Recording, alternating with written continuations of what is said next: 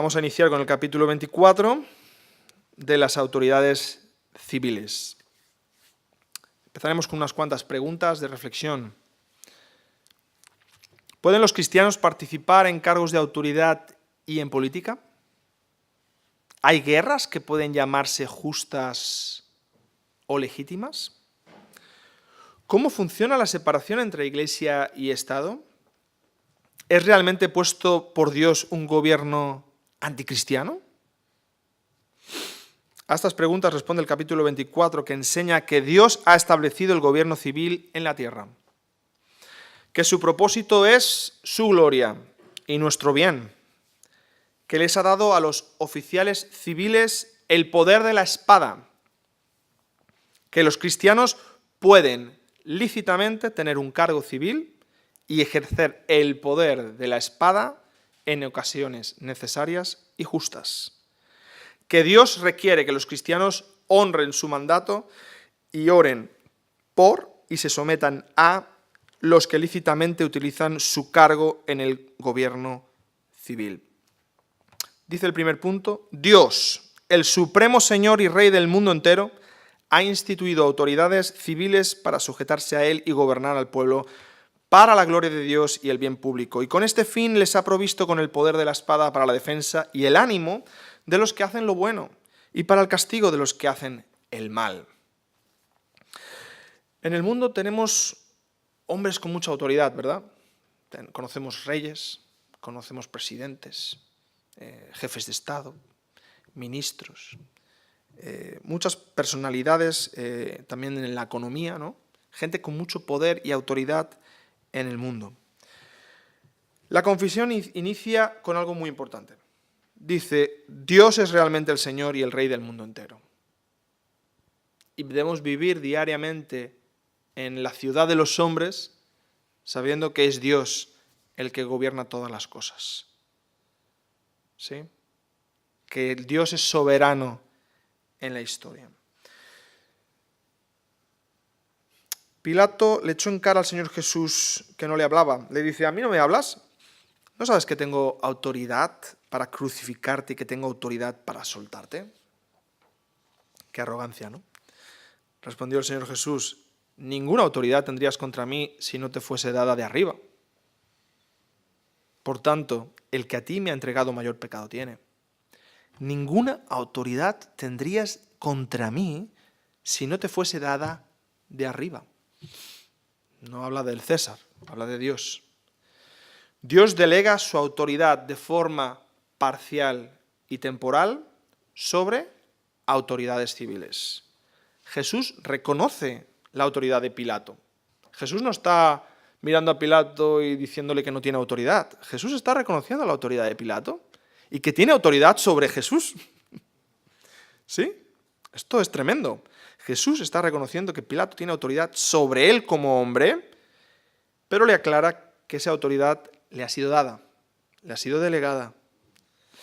Que no es una autoridad intrínseca por quién es él, sino extrínseca por quién es Dios, que le ha sido dada a los hombres. Los gobernantes que no entienden que esa autoridad les es dada, aunque sea por el pueblo, hablando en la democracia, y se piensan que es por ellos mismos, por sus atributos, su personalidad, lo magníficos que son, pues acaban pues como Nabucodonosor, ¿no? Hay arrogantes y confundidos y no juzgan con rectitud. Esta autoridad se da para aplicar la justicia de Dios. Dios da esa autoridad para que ellos apliquen su justicia en el mundo de los hombres. La justicia es un atributo comunicable. Dios es justo. Nosotros pues tenemos el sentido de justicia e intentamos aplicarla lo mejor que podemos, ¿no? Como hombres caídos, defendiendo y animando al bueno y castigando al malo, ¿no? Y tú hablas con gente de la calle y todo el mundo dice: bueno, pues esto está mal porque ha hecho daño a tal persona, y esto está bien porque ha hecho bien a tal persona, y ese sentido de bondad sencilla, ¿no? De causa-efecto, de consecuencias, lo tienen asumido, lo tienen interiorizado. Por lo tanto, en Romanos 13:1 vemos dos grandes verdades: sométase toda persona toda persona a las autoridades superiores porque no hay autoridad sino de parte de Dios, y las que hay por Dios han sido establecidas. Aquí tenemos principios generales. En primer lugar, no hay ninguna autoridad civil que no haya sido elegida por Dios. Nosotros pensamos que vamos nosotros a votar a las urnas y nosotros seleccionamos. Muy bien, fantástico. ¡Viva la democracia! Pero realmente el que ha elegido ha sido Dios. Quien gobierna la historia, los votos y las urnas, o los dictadores, es Dios y su plan en la historia. Porque la historia de la humanidad va entrelazada con la historia de la redención. No hay ninguna persona, en segundo lugar, que le sea legítimo no someterse a las autoridades. Y estoy hablando de principios generales porque luego hablaremos de excepciones. 1. Por tanto, confesamos la soberanía de Dios también en la historia de la humanidad, poniendo y quitando autoridades para guiar todas las cosas a sus propósitos. Él muda los tiempos y las edades, quita reyes, pone reyes, da sabiduría a los sabios y la ciencia a los entendidos. Y en segundo lugar, que el sometimiento a las autoridades es finalmente sometimiento a Dios. ¿Decimos estar sometidos a Dios? Tenemos que aprender a estar sometidos a nuestras autoridades. Sí.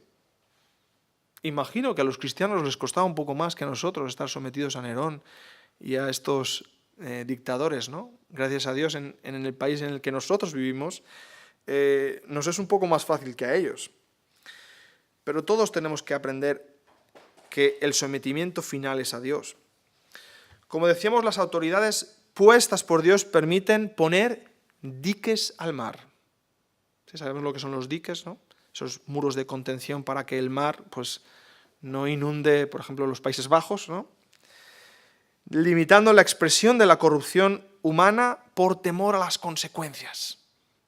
Sí, obviamente, aquí el único temor es que me pillen, ¿no? Que me enganchen, que me han cogido haciendo lo malo. Si no me cogieran no habría ningún problema, ¿no? Pero como hay la posibilidad de que me sancionen, me multen, me metan en la cárcel, me condenen, pues ese temor a la autoridad frena que el mal inunde el mundo, ¿verdad? Y Dios usa esas autoridades y usa su espada. Romanos 13:3, los magistrados no están para infundir temor al que hace el bien, sino al malo. Dice, ¿quieres pues no temer la autoridad? Haz lo bueno y tendrás alabanza de ella. Segundo punto del capítulo. Es lícito para los cristianos aceptar cargos dentro de la autoridad civil cuando sean llamados a ocuparlos. En el desempeño de dichos cargos deben mantener especialmente la justicia y la paz según las buenas leyes de cada reino y estado, y así, ahora con este propósito, bajo el Nuevo Testamento, pueden hacer lícitamente la guerra en ocasiones justas y necesarias. El asunto que tratamos no es de menor importancia. Es crucial que oremos por las autoridades a las cuales nos sometemos para que podamos vivir quieta y reposadamente en toda piedad y honestidad.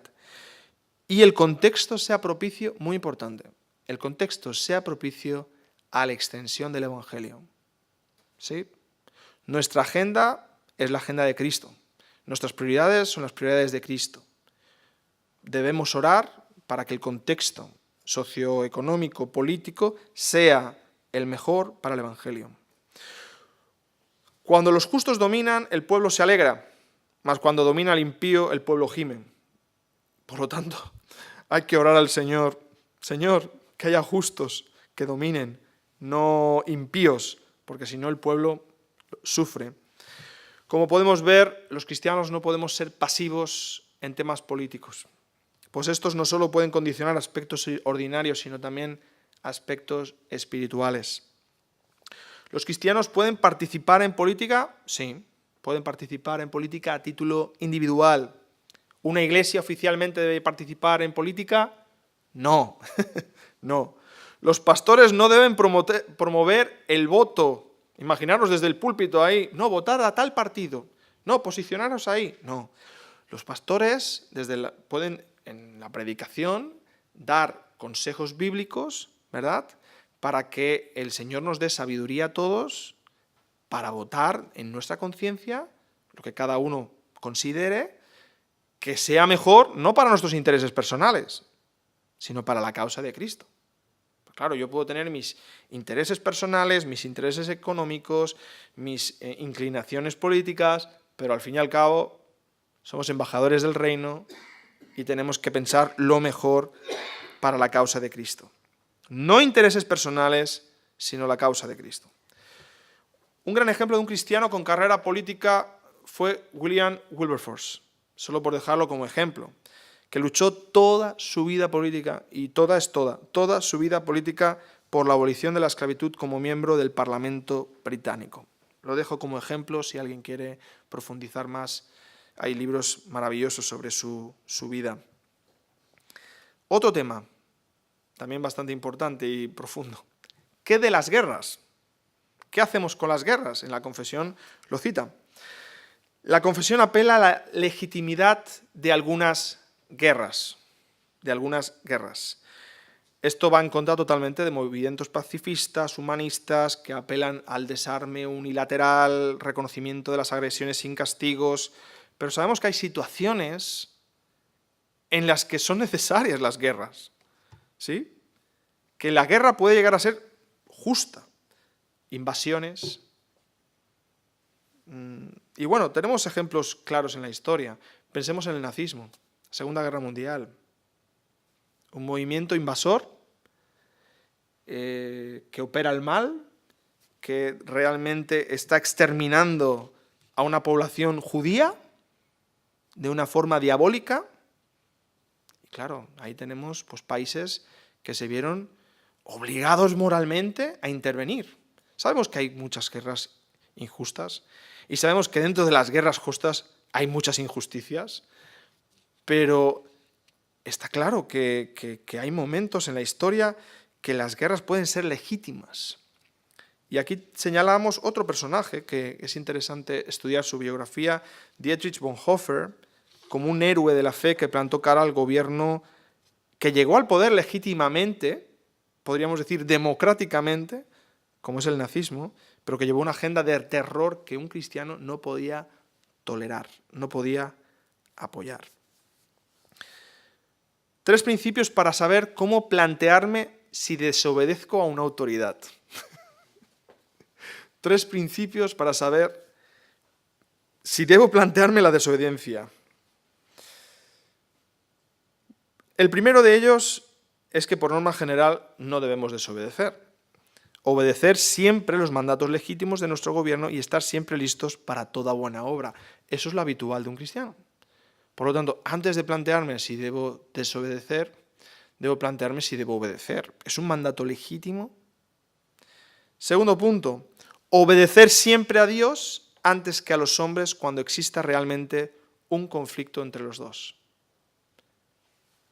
Cuando realmente la agenda del gobierno es anticristiana y está mandando una cosa que es anticristiana, yo debo obedecer antes a Dios que a los hombres. Y por lo tanto, de cara a los hombres, estás desobedeciéndoles a ellos. Pero claro, como su autoridad viene de Dios, pues, ¿quién es el jefe, no? Es Dios. Por lo tanto, obedezco a Dios, que es quien les ha dado la autoridad a ellos. Ellos son los que están incumpliendo la ley de Dios. Y en tercer lugar, resistir activa y pasivamente para obedecer a Dios. La desobediencia puede ser pasiva, la desobediencia puede ser activa. Un ejemplo bíblico, una historia que todos conocemos, Sadrach, Mesach y Abednego. El pregonero anuncia: mándase a vosotros, oh pueblos, naciones y lenguas, que al oír el son de la bocina, la flauta, el tamborín, el arpa, el salterio, zampoña y todo instrumento de música, os postréis, adoréis la estatua del rey Nabucodonosor. Cualquiera que no se postre inmediatamente será echado al horno de fuego. La respuesta fue la siguiente: no es necesario que te respondamos sobre este asunto. ¿Vale? No es necesario que te respondamos sobre este asunto. He aquí nuestro Dios, a quien servimos, puede librarnos del horno del fuego ardiendo, y de tu mano, oh rey, nos librará. Y si no nos libra, sepas, oh rey, que no serviremos a tus dioses, ni tampoco adoraremos la estatua que has levantado. Por lo tanto, vemos que hay momentos que es legítima la guerra, vemos que hay momentos que puede ser legítimo la desobediencia a las autoridades, ¿sí? Pero no es la norma. No estamos enseñando que sea la norma, ni mucho menos, ¿eh? Es la excepción. Vamos al tercer y último punto de este último capítulo. Habiendo sido instituidas por Dios las autoridades civiles con los fines ya mencionados, se les debe rendir sujeción en el Señor en todas las cosas lícitas que manden, no solo por causa de la ira, sino también de la conciencia, y debemos ofrecer súplicas y oraciones a favor de los reyes y de todos los que están en autoridad para que bajo su gobierno vivamos una vida tranquila y sosegada en toda piedad y honestidad. Ya hemos leído antes, 1 Timoteo 2:1-2, ¿no? Que hagamos rogativas, oraciones, peticiones, acciones de gracia por todos los hombres, por los reyes y por todos los que están en eminencia. O sea, parte de nuestro culto a Dios es orar por aquellos que tienen una autoridad delegada en este mundo. ¿Sí? Por los presidentes, por los reyes, por la gente que tiene el poder, la autoridad en este mundo.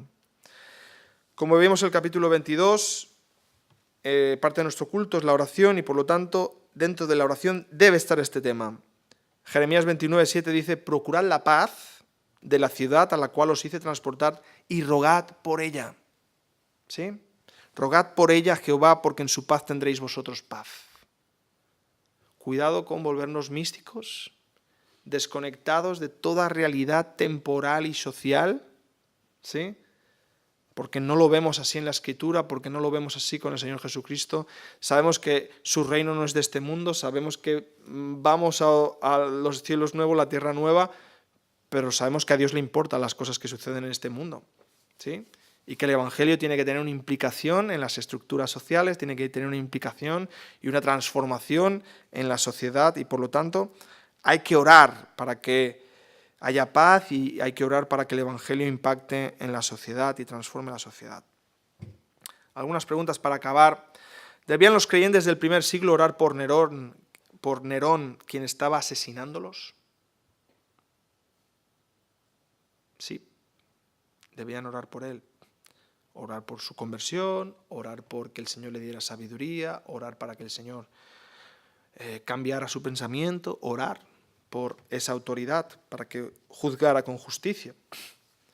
¿Hasta dónde va nuestra sujeción a la autoridad civil? Hasta donde no violen la ley de Dios. ¿Tienen algún privilegio civil los oficiales de la Iglesia? No. ¿Vale? Esto pasa bastante en el catolicismo. Los oficiales de la Iglesia no deben tener ningún privilegio civil, son ciudadanos como el resto. Deben cumplir las leyes igual que el resto de ciudadanos. ¿Puede el Papa ejercer la autoridad civil? ¿Puede ejercer tanto la espada espiritual como la temporal? No. Ni el papado es bíblico, ni es bíblico que un oficial de la Iglesia sea jefe de un Estado. ¿Vale? Es una señal del anticristo que comparta el poder espiritual y el poder civil, y por lo tanto no es legítimo. Y algo más cotidiano, ¿no?, que nos gustará a todos esto. ¿Deben los cristianos respetar semáforos? ¿Usar el casco en la motocicleta y demás reglas? Sí, en todo caso. Y es una vergüenza cuando nos multan, porque es un mal testimonio cuando somos multados, y por lo tanto debemos ser de buen testimonio en estas cosas pequeñas también. Conclusiones: sostenemos la sujeción a la autoridad civil dentro de los límites de la palabra de Dios, sostenemos la permanente separación entre Iglesia y Estado, pero eso no implica que un cristiano no pueda ser parte del gobierno civil o participar en política a título personal.